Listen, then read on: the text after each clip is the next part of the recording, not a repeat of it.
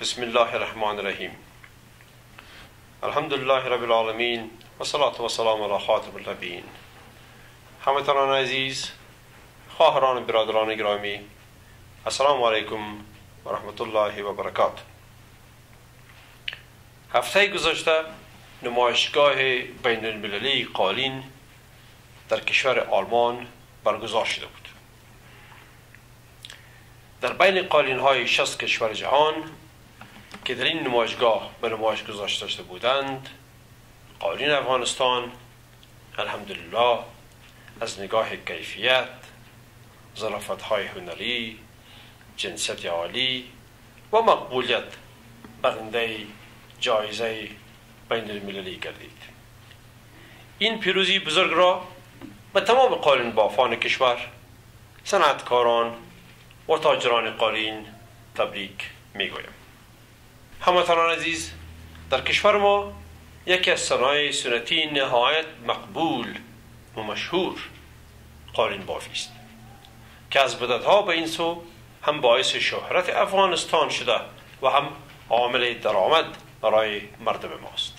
امروز صنعت قالین بافی بر علاوه مناطق شمال و شمال غربی افغانستان در مناطق مرکزی، کابل و بعضی ولایات دیگر کشور نیز گسترش یافته و شمار زیادی از زنان و مردان سراسر کشور مشغول قالین بافی و کار صنعت قالین می باشند.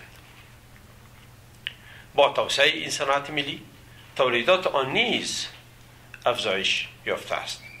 برای قالین های افغانستان در داخل و کشورهای خارجی تقاضا موجود بوده، صادرات آن نیز سال به سال رونق می‌یابد. چنانکه صادرات امسال قالین های افغانستان نسبت به سال گذشته به طور بی سابقه بالا رفته است. خواهران برادران عزیز، خصوصیت عمده و مهم صنعت قالین بافی کشور ما این است که قالین بافی از آغاز صنعت خانگی بوده.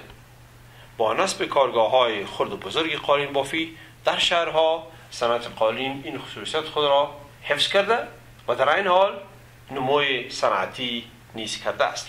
در سراسر کشور خانواده‌های زیادی قالین می‌بافند و بدین ترتیب زنان و دختران جوان خانه در تولید و بهبود زندگی خانواده سهم می‌گیرند. همچنان کارگاه‌های صنعتی قالین رواج یافتند که تعداد زیادی از جوانان کشور را برای کار استخدام کردند.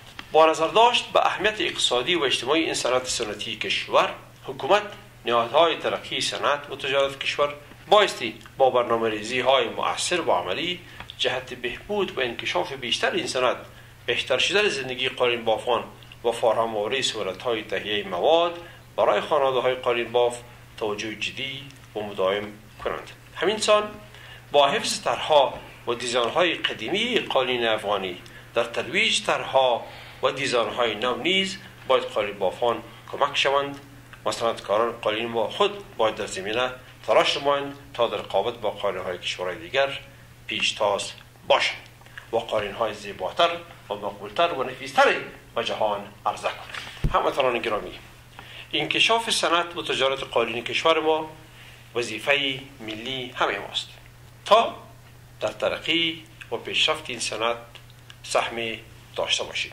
این سهمگیری را خاصتاً بتوان از راه خرید قالین‌های وطن به جا آورد، یعنی به عوض قالین‌های فابریکه‌ای که از خارج میان و فرش‌هایی که از همسایه ما میان، هر کسی ما که چیزی برای فرش خانه کار داریم، یا گلم یا قالین یا تولیدات مشابه وطن خود را بخریم. چنانکه معلوم است قالین‌های کشور ما از نظر دوام، مقبولی و جنسیت خوب نسبت به قالین‌های خارجی بهتر و خوبترند.